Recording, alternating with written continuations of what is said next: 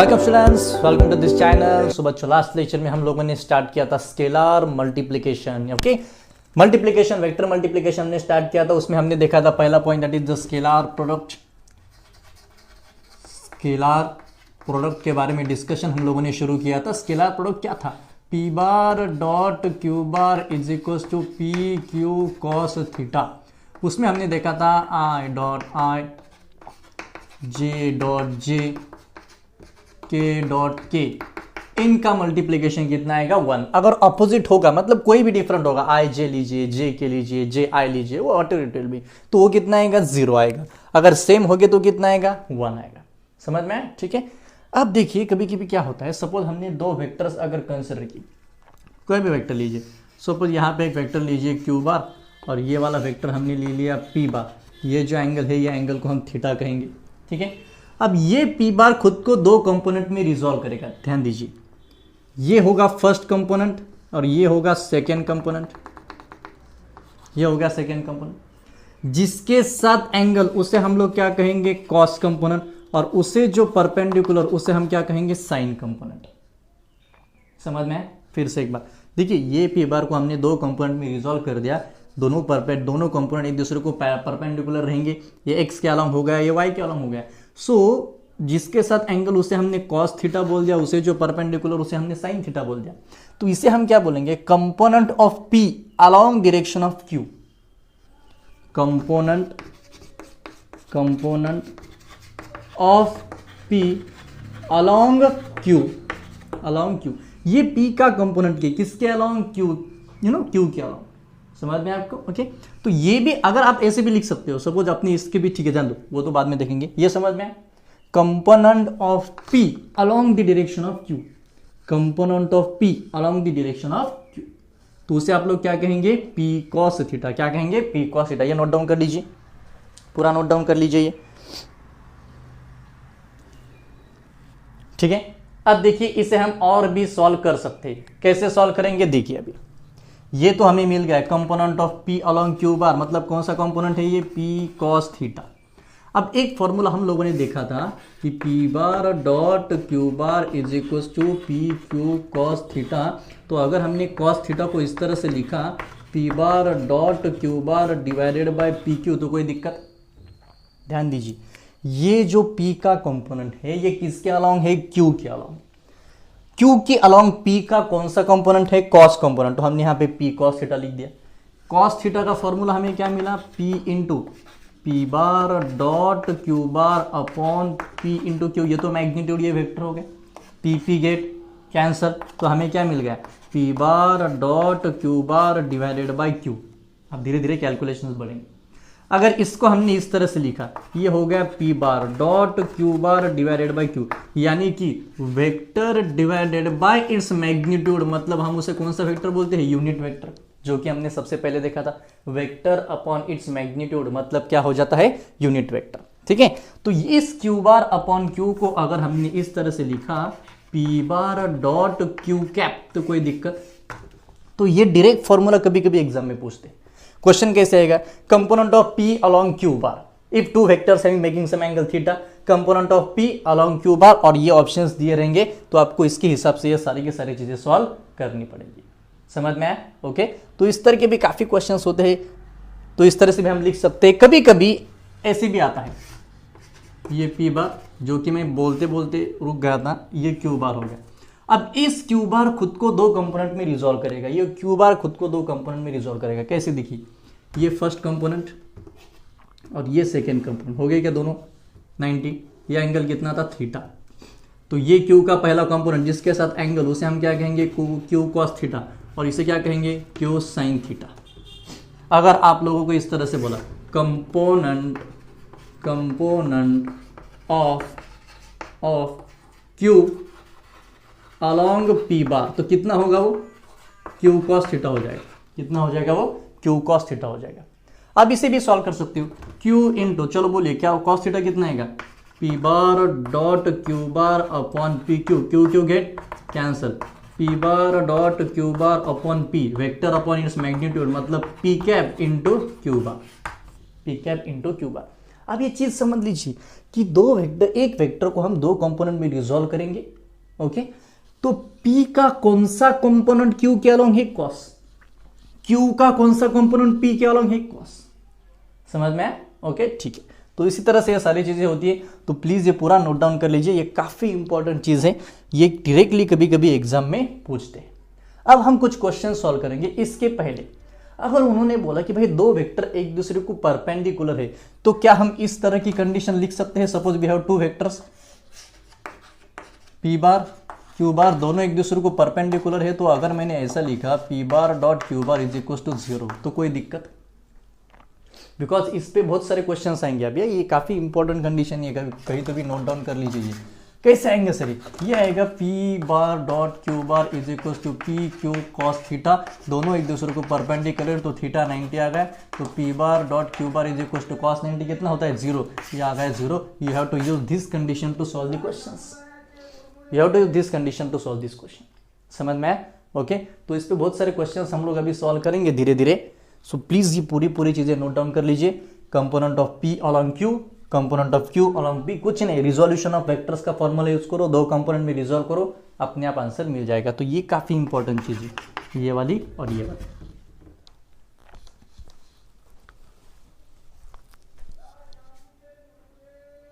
Question, हाँ ये question से पहले वो वेक्टर कंपोनेंट के बारे में क्या है वो देख लेते। देखिए हमने देखा था कंपोनेंट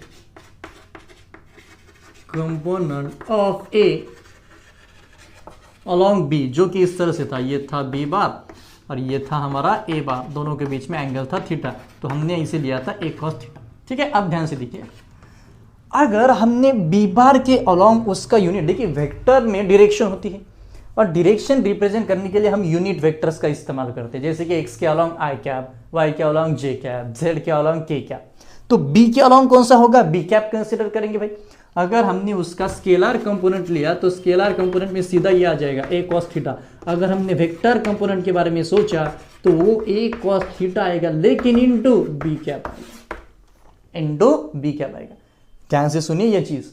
ओके, अगर उसका स्केलर कंपोनेंट होगा तो हम सिर्फ उसकी मैग्नीट्यूड लेंगे a cos थीटा। अगर हमें वेक्टर कंपोनेंट चाहिए तो हमें b बार के अलॉन्ग एक डायरेक्शन चाहिए, तो वो डायरेक्शन कौन रिप्रेजेंट करेगा? इस यूनिट वेक्टर रिप्रेजेंट करेगा, और उसे हम लोग b कैप कहेंगे।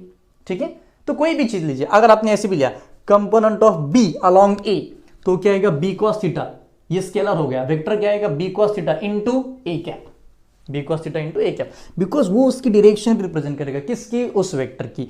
तो ये b अगर इस डायरेक्शन में होगा तो उसका यूनिट वेक्टर से हमें उसे मल्टीप्लाई करना पड़ेगा। बाकी कुछ उसमें रॉकेट साइंस नहीं आएगा, बाकी तो सब सेम ही रहेगा। a bar dot b bar upon A B, A को कैंसिल करो, ये तो एज इट इज रहेगा, सिर्फ b कैप से उसे हमें मल्टीप्लाई करना पड़ेगा। ओके, तो वो चीज़ यहाँ पे नोट डाउन कर लीजिए, ये भूल गया था मैं। ठीक है, तो चलो आप इस न्यूमेरिकल को सॉल्व करेंगे, ये नोट डाउन कर लीजिए। ये थोड़ी सी समझने के लिए आपको डिफिकल्ट लगेगा, लेकिन एक बार आ गया तो फिर आ गया, कहीं भी नहीं जाता वो। चलिए, a बार दिया है, b बार दिया है। अब ये इसे देख के मत डरो, बेसिक कॉन्सेप्ट को याद रखो, नहीं तो बस देख के सर ये क्या कर रहे हैं, अभी तो हम बच्चे हैं सर, बच्चे की जान लोगे क्या? ओके, वो बोलते हैं ना बच्चे की जान लोगे। Okay, find value of t, मतलब टाइम हो गया। At which they are orthogonal, बचपन में जब आप छोटे थे तभी मैंने बोला था ऑर्थोगोनल का मीनिंग होता है 90। ऑर्थोगोनल का मीनिंग होता है 90। ये दो वेक्टर्स एक दूसरे को 90 हो गए तो a bar dot b bar obviously कितना आएगा? 0 आएगा। तो चलो भाई यहीं पे हो गया आधा क्वेश्चन। a बार क्या है? cos omega t I cap plus sine omega t J cap dot b bar क्या है? cos omega t upon 2 I cap plus sine omega t upon 2 J cap is equal to 0। Multiply करो I के आई के साथ, जे के साथ, आई आई जे। ये आई word काफ़ी इंपॉर्टेंट रखता है आपके यहाँ से कॉलेज लाइफ में। आई से सभी शुरू होता है, आई से ही सब खत्म भी होता है। क्या करें सर, पुरानी यादें ताज़ा हो गई। ठीक है चलिए छोड़ दो, चलो यहाँ पे देखो, आई और आई 1 हो जाएगा, ये आ जाएगा cos omega t into cos omega t by 2 plus sine omega t into sine omega t by 2 is equal to 0। अब मैं डायरेक्ट कर रहा हूँ, ये पूरा पता है ना आपको, अबे आई डॉट आई वन आएगा, आप बोलेंगे सर इसका और इसका नहीं किया गया, लेकिन ये आई है, ये जे है, आई डॉट जे कितना आएगा 0, 0 इंटू एनीथिंग कितना आएगा 0। अब ये वाला फॉर्मूला कौन सा है, cos A cos B plus sign A sine B, cos A cos B plus sign A sine B. तो ये फॉर्मूला होता है cos A minus B cos A cos B sign A sine B, cos A cos B sign A sine B. तो उसका formula है cos A minus B cos A cos B sign A sine B. तो उसका meaning हो जाएगा cos A क्या है यहाँ पे ओमेगा टी माइनस बी क्या है omega t by 2 is equal to 0। ठीक है, तो अब हम यहाँ पे कंसिडर करेंगे let cos omega t by 2 is equal to 0।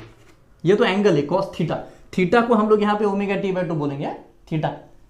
तो अगर हमने ऐसा लिखा omega t by 2 is equal to cos inverse of 0 तो चलेगा, ये मैथमेटिक्स का भी पूरा ट्रिग्नोमेट्री आएगा। Omega t by 2 cos inverse of 0 चलेगा। कॉस की वैल्यू 0 कब है 90 180, तो हम 90 लेंगे। चलिए omega by 2 is equal to 90 मतलब pi by 2 2 get cancel, omega t is equal to pi, so t is equal to pi by omega. ये क्वेश्चन था AIPMT 2016, AIPMT का क्वेश्चन है ये। AIPMT जिसको देनी की t is equal to pi by omega, NEET वालों ध्यान दीजिए। ओके, टी की वैल्यू कितनी आ गई पाई बाई ओमेगा। तो चलो पूरा एक बार ध्यान से देख लो ये।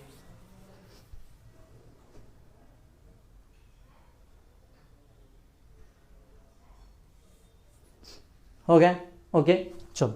तो ये आपका रहेगा फाइनल आंसर। सिर्फ एक चीज आपको यहाँ पे याद रखनी थी कि ये ऑर्थोगोनल, अगर यही वर्ड रीड करना भूल गए तो फिर आगे का सॉल्व करने में दिक्कत आए। ठीक है, ओके। तो चलिए अब ये नेक्स्ट क्वेश्चन भी करेंगे। ट्राई करो find instantaneous power. Instantaneous power आप लोगों को फाइंड करनी है, जल्दी से फाइंड करो कितना आएगा आंसर। पावर पावर तुझे देखा तुझे जाना सनम। चलो कितना है आंसर आए क्या? ओके देखो, instantaneous power P is equal to F bar dot V bar, P is equal to F bar dot V bar. बस दोनों का क्रॉस प्रोडक्ट कर दो, आंसर मिल जाएगा। करो जल्दी, बहुत ईजी है, कुछ भी नहीं इसमें। ये भी क्वेश्चन, हाँ ये तो क्वेश्चन एम्स का है भाई, एम्स का क्वेश्चन है ये। क्वेश्चन एम्स एग्जाम में पूछा जा चुका है। तो ये जितनी भी क्वेश्चन हम लोग सॉल्व कर रहे हैं क्या ऐसे आलतू फालतू एग्जाम के नहीं है, ये सारे question AIPMT NEET AIIMS JEE ऐसे रेप्यूटेड एग्जाम के क्वेश्चन है। एफ बार कितना है 20I प्लस 15J 5K, ये इधर पे हो इतना माइनस इतना प्लस इतना, चलो दोनों को 20 इंटू 6, 20 गुनीला 6 गुनीला प्लस माइनस माइनस 15 गुनीला 4। नहीं पसंद तो ऐसे कीजिए, टेंशन ना लीजिए, बाद में माइनस प्लस माइनस है, माइनस है ये प्लस माइनस 5, ये 3 आ गया। चलो बोलो ये आ गया 120, एम आई राइट? यस 120 माइनस 60, ये कितना है 3 माइनस 15 120 माइनस 75। चलो 120 में से 75 माइनस करो कितना आएगा, ये 20 वो 20 40 और ये 45। This is the answer, 45 is the answer. तो ये आपका फाइनल आंसर। जूल पर सेकेंड, पावर का यूनिट क्या होगा? जूल पर सेकेंड। पावर का यूनिट क्या होगा? जूल पर second. Power is work done by time, joule पर सेकेंड। एक और चीज, ये फॉर्मूला डेराइव करके बताओ। पावर का अगर बेसिक फॉर्मूला क्या है, इंस्टेंटेनियस पावर का बेसिक फॉर्मूला होता है वर्क डन अपॉन टाइम। तो ये फॉर्मूला कहाँ से आया? ये फोर्स इंटू वेलोसिटी, ये क्या भानगढ़ है सर, ये कहाँ से लाया हमने? देखो भाई, पावर होता है वर्क डन अपॉन टाइम, लेकिन वर्क डन होता है force into displacement upon time, बराबर ना? फोर्स इंटू डिस्प्लेसमेंट, ये टाइम एज इट इज। अगर इसे ही हमने इस तरह से लिखा F bar dot S bar upon T, displacement upon time मतलब कौन है? वेलोसिटी। तो यहाँ पे हो गया एफ बार, यहाँ पे मिल गया वी बार। आया क्या देखो ध्यान से, नोट डाउन कर लीजिए। ये फॉर्मूला एग्जैक्टली आया कहाँ से? जूल पर सेकेंड। बेस तो वही है, यही से स्टार्ट किया। ओके, लेकिन अलग अलग उसके फॉर्म्स निकलते रहते हैं, उसमें कोई दिक्कत नहीं आएगी। मीटर को हम लोग ए बार बोल देंगे, इसे हम लोग बी बार बोल देंगे। अब वो परपेंडिकुलर तो दिए है, परपेंडिकुलर है मतलब ए बार बी बार। फिर से एक बार मैं बोलता हूँ, A B cos theta formula आता है।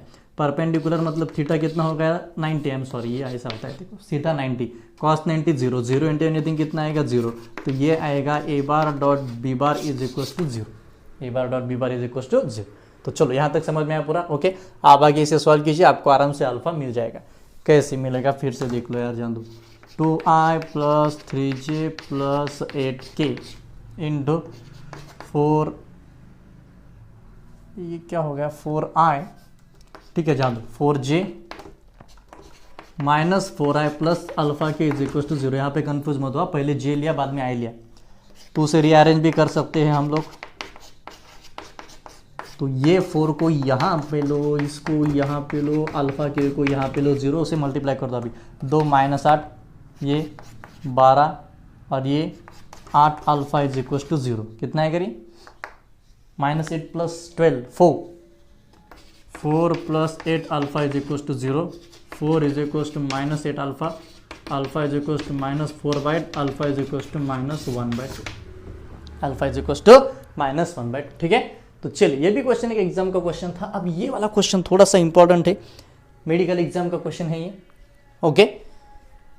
तो चलिए, और एक देखिए सीबीएसई में आपको ऐसा स्केलर वेक्टर नाम का अलग टॉपिक नहीं है, लेकिन ये टॉपिक इंपॉर्टेंट है बिकॉज इसी के ऊपर आगे का पूरा फिजिक्स डिपेंड करेगा, तो ये सारी चीज़ें आपको आनी ही चाहिए। अब वो क्वेश्चन थोड़ा सा कॉम्प्लिकेटेड है, कॉम्प्लिकेटेड मतलब ऐसा नहीं है 5 हो, लेकिन थोड़ा बहुत है उसमें। ए दिया है, बी दिया है, सी दिया है, और vector X of this is perpendicular to C, ऐसे दिया है, यानी कि ये जो वेक्टर है उसे उन्होंने सी बोला, एक्स बोला, सॉरी एक्स मतलब अल्फा ए प्लस अल्फा बी, समझ में? तो ये सुन, पहले हमें एक्स निकालना पड़ेगा। एक्स कैसे निकाले? X is equal to alpha, A bar देखिए क्या है, I plus J minus 2k plus alpha, sorry ये बीटा है यहाँ पे, बीटा बी, ये बीटा बी, तो ये हो गया बीटा बी वेक्टर क्या है, आई माइनस जे प्लस 2k। चलो इसे सॉल्व करते हैं पहले, alpha I plus alpha J minus 2 alpha K plus beta I minus beta J plus 2 beta K. समझ में आया यहाँ तक? ओके। अब इसका एडिशन कर देंगे आई के साथ, alpha plus beta into I plus alpha minus beta into J plus -2 alpha plus 2 beta into K. तो ये वेक्टर हमें x मिल गया। अब ये वेक्टर कौन सा मिला हमें? x। तो क्या थोड़ी सी स्पीड ज़्यादा हो गई क्या? अब ज़्यादा ही चाहिए। ये दोनों का अल्फा प्लस बीटा आई, अल्फा माइनस बीटा जे, ये -2 अल्फा प्लस 2 बीटा के। तो ये x किसके साथ परपेंडिकुलर है रे? c के साथ परपेंडिकुलर है। किसके साथ परपेंडिकुलर? c, यानी कि x bar dot c bar is equal to X C cos theta. अब ये थीटा तो 90 हो गया, मतलब ये सामने वाला पूरा कितना हो गया? 0।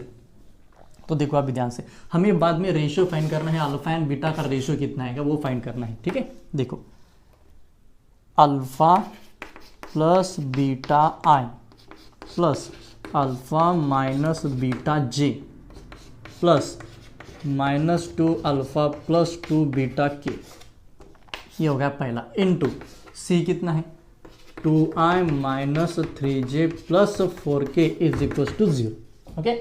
अब इसका मल्टीप्लीकेशन आई के साथ, ये इंटू ये आ जाएगा 2 अल्फा प्लस बीटा प्लस, और ये माइनस, ये इंटू है -3 अल्फा माइनस बीटा, ये plus 4 -2 alpha plus 2 beta is equal to 0। ax bx plus ay by plus az cz, जो कि हमने देखा। आई के साथ ही होगा, जे के साथ होगा, के के साथ होगा। अब इसे सॉल्व करना पड़ेगा बिकॉज हमें तो रेशियो चाहिए। 2 alpha plus 2 beta -3 alpha minus minus plus 3 beta, 2 into 4 8 alpha, ये हो गया 8 बीटा इज इक्वल टू 0। ठीक है, ओके। अब देखो 2 अल्फा -3 अल्फा -8 अल्फा, -3 -8 -11, -11 प्लस 2 -9, यहाँ पे लिख देंगे -9 अल्फा। फिर से एक बार, ये -3 अल्फा, ये माइनस, ये ना, ये फर्स्ट सेकेंड थर्ड, ये दोनों -11 हो गया, -11 प्लस 2 -9, ये 2 और 3 5, 5 और 8, 5 और 8 कितना हो जाएगा ये 13 plus 13 beta is equal to 0।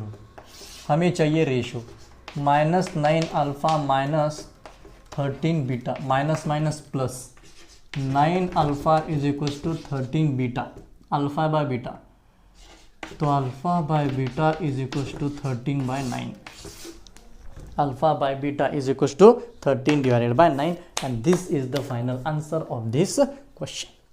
समझ में? ओके तो पूरे वीडियोस प्रीवियस जितने भी वीडियोस हैं सारे के सारे वीडियोस देख लीजिए। उसके पहले यूनिट्स एंड मेजरमेंट के भी प्लेलिस्ट में आपको सारे वीडियोस मिल जाएंगे। ओके पूरे प्लेलिस्ट में जाइए, आपको पूरे टॉपिक मिलेंगे। पहला टॉपिक यूनिट एंड मेजरमेंट्स, उसके पहले का mathematical tools and physical word की भी एक प्लेलिस्ट अवेलेबल है, और ये पूरा स्केलर्स एंड वेक्टर्स का ये अभी शुरू होगा। तो नेक्स्ट लेक्चर में हम काफ़ी इंपॉर्टेंट पॉइंट दिखेंगे जिसका नाम होगा वेक्टर प्रोडक्ट। ओके यानी कि क्रॉस प्रोडक्ट। ये जो देखा हमने ये डॉट प्रोडक्ट था, नेक्स्ट लेक्चर में क्या रहेगा? Cross product. ठीक है, so thank you, have a nice day, stay safe. अगर ए बार एंड बी बार एक दूसरे को परपेंडिकुलर होगे तो दोनों के बीच में एंगल 90 होगा। हर बार मैं ये नहीं बोलूंगा A bar dot B bar is equal to A B cos theta, A B cos theta. अब कैसा करे सर इसको, कैसा करे? कुछ भी मत करो यार, ए बार लिखो, इधर बी बार लिखो, दोनों का 0 लो, दोनों का 0 लो, कोई दिक्कत? काफ़ी इजी को चीज़ें है ये। चलो ए बार भी पता है, बी बार भी पता है, डाल देते हैं वैल्यूज उसकी। क्या है ए बार? ये 0 क्यों आया? 90, जहाँ पे 90 आएगा वहाँ पे 0 आएगा। कहीं पे भी लो 90 लो 0 आएगा। 90 मत लो, मतलब एंगल 90 लो। ओके कितना आएगा वो? 0। कितना है देखिए 3ij minus 2k I plus lambda j 3k is equal to 0। अब ये तो हमने कल ही देखा था, X B X plus A Y B Y plus A Z B Z. Yes हाँ yes, A Z B Z. अरे भाई आई का आई के साथ, जे का जे के साथ, के का के के साथ जोड़ो, सबको जोड़ो, आंसर अपने आप 3 इंटू आई, ये 3 हो जाएगा, प्लस लैम्बडा इंटू 1, ये लैम्बडा होगा, -2 - 3 plus -2 - 3 plus 6 is equal to 0। Am right? अबे -2 - 3 प्लस 6 क्या आता है ना, ये आ गया lambda plus 9 is equal to 0। तो लैम्बडा की वैल्यू हमें धीरे से कितनी मिल गई? -9। लैम्बडा की वैल्यू हमें कितनी मिल गई? ये -9। Okay so such type of questions will be asked in the exam. ये काफ़ी इजी क्वेश्चन है, मतलब एकदम ऊपर लेवल के क्वेश्चन है, लेकिन ऐसे क्वेश्चन आते हैं वेक्टर्स पे। ये वेक्टर्स क्यों इंट्रोड्यूस किया है भाई? उसकी पूरे फिजिक्स में हमको इसकी जरूरत पड़ेगी, पूरे फिजिक्स में, यहाँ भी नहीं। ठीक है तो चलिए, हो गया ये पूरा। ओके अब इसको लो, मतलब इसको सॉल्व करो सॉल्व। देखो क्या क्या दिया है इसमें और क्या क्या नहीं, ट्राई करो जल्दी। What is the key one in this question? So A bar is given, B bar is given, C bar is given, ये वाला भी given, ये वाला भी given और ये वाला फाइन कर रहा है। ओके सर कैसे करें? ठीक है यही से शुरू हो गया। ओके उन्होंने क्या बोला, अगर आपको ध्यान से देखा, बहुत 5 क्वेश्चन ये, ए बार प्लस लैम्बडा बी बार 90 है, इसके साथ 90 आया मतलब 0 आया, 90 आया मतलब 0 आया। फिर से एक बार लिख दीजिए, 90 मतलब 0। तो हमें करना है इतना प्लस इतना डॉट इतना इज इक्वल टू 0। तो पहले इतना तो फाइन करना पड़ेगा, तब जाके उतना मिलेगा। कहाँ पे है वो? इधर गया वो। चलो देखो पहले इसके फाइन कर ले, लैम A bar plus lambda B bar is equal to, so A bar is given 2i 2j plus lambda B, लैम्बडा से मल्टीप्लाई कर देंगे। चलो जान स्टेप बाय स्टेप चलिए ना सर, ऐसे क्यों करते हो आप? ठीक है चलो स्टेप बाय स्टेप ये होगा क्या पूरा? ओके फीलिंग लो, इसकी पूरी फीलिंग लेते जाओ। हाँ सर हम फीलिंग तो लेते हैं लेकिन इसकी नहीं लेते। ठीक है चलिए, ये इसे सॉल्व करो, कितना है ये 2i plus 2j plus k, ठीक है ये bracket, plus minus lambda i plus lambda j plus 2 lambda k। ठीक है यहाँ तक समझ में? ओके तो चलो ये तो हो गया। अब हम इसको डिस्ट्रीब्यूट कर देंगे। अब कैसे डिस्ट्रीब्यूट करेंगे देखिए, अब इसे हमें सॉल्व करना पड़ेगा, दोनों को परपेंडिकुलर लेना पड़ेगा। ओके तो उसके एडिशन कर देंगे अभी ये 2 minus lambda i plus 2 plus lambda j plus ये 1 प्लस 2 लैम्बडा k 1 + 2 लैम्बडा की। ये तो इसका सोल्यूशन मिल गया, ये तो इसका सोल्यूशन मिल गया। ठीक है, अब हमें दोनों का मल्टीप्लिकेशन भी तो करना है। मल्टीप्लिकेशन करेंगे अभी। एक काम कर दो, मैं ये क्वेश्चन को रफ कर देता हूँ। क्वेश्चन तो नोट डाउन कर लिया ना, हमें तो पास पूरा पिक्चर देख के आए। कौन सा पिक्चर देखा पता ही नहीं सर, हीरोइन अच्छी थी सर। ठीक है चलिए, तो उसका भी प्रोडक्ट ले लेंगे अभी। कहाँ पे लेंगे? यहाँ पे लेंगे।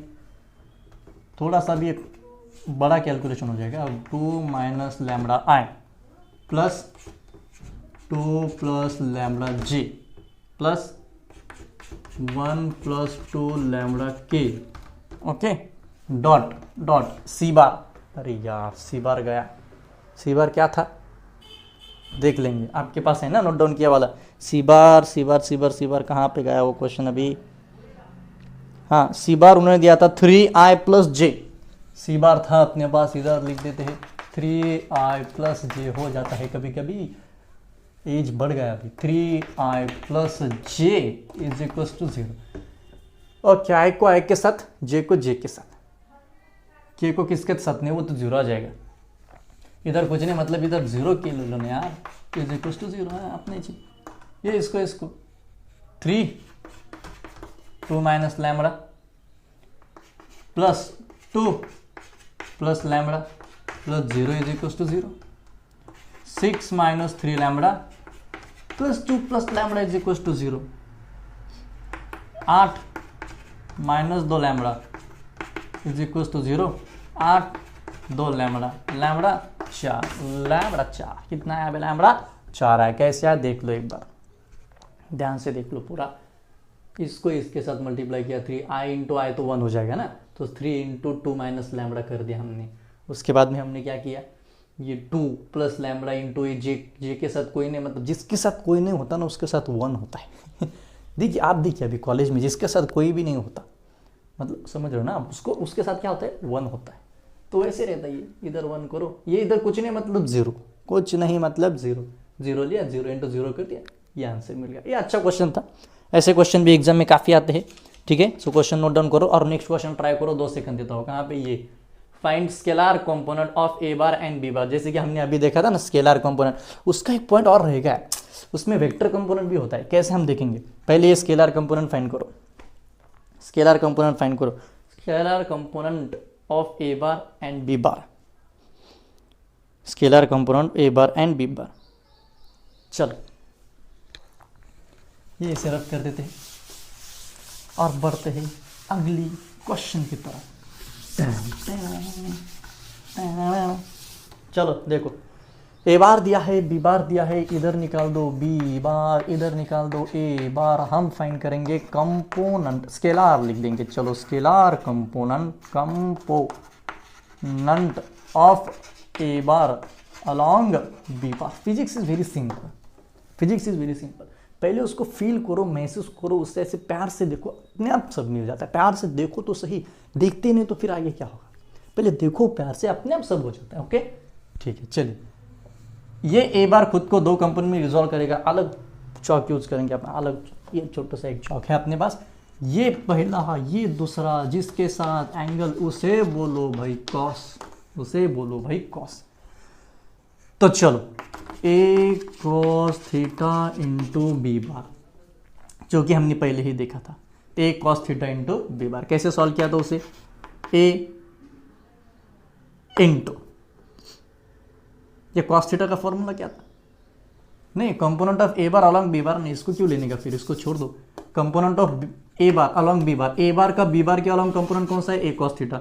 ए into A bar dot B bar upon A B, A cancel, A bar dot B cap, ये मिल गया, A bar dot B cap. ठीक है, तो चलो ये स्केलर कंपोनेंट हो गया। कौन सा कंपोनेंट है ये? Scalar component. अब ए बार तो है अपने पास, ए बार कितना है? 3i plus 4j plus 5k। अब बी कैप मतलब क्या होता है? B bar upon B. B bar क्या है? i प्लस जे प्लस के। उसका मैग्नीट्यूड हम कैसे फाइंड करते हैं? स्क्वायर रूट ले लो सर, एक का स्क्वायर, एक का स्क्वायर, एक का स्क्वायर। चलो कितना आ गए? 3i plus 4j plus 5k, i plus j plus k divided by √3। Divided by root 3। ये आगे मल्टीप्लाई भी कर सकते हो, चलो करो 3 into 1 3 plus 4 into 1 4 plus 5 into 1 5 divided by root 3, 5 4 9 9 4 12 12 by root 3, 12 by root 3 बराबर है ना, 9 9 10 11 12। यस, और भी सॉल्व करो। इसे कैसे लिख सकते हैं 4 इंटू 3 डिवाइडेड बाय रूट 3, सो ये आ गया 4 रूट 3। ये कितना आ गया 4 रूट 3। समझ में आया? ओके, तो इस तरह के काफ़ी क्वेश्चन एग्जाम में आएंगे।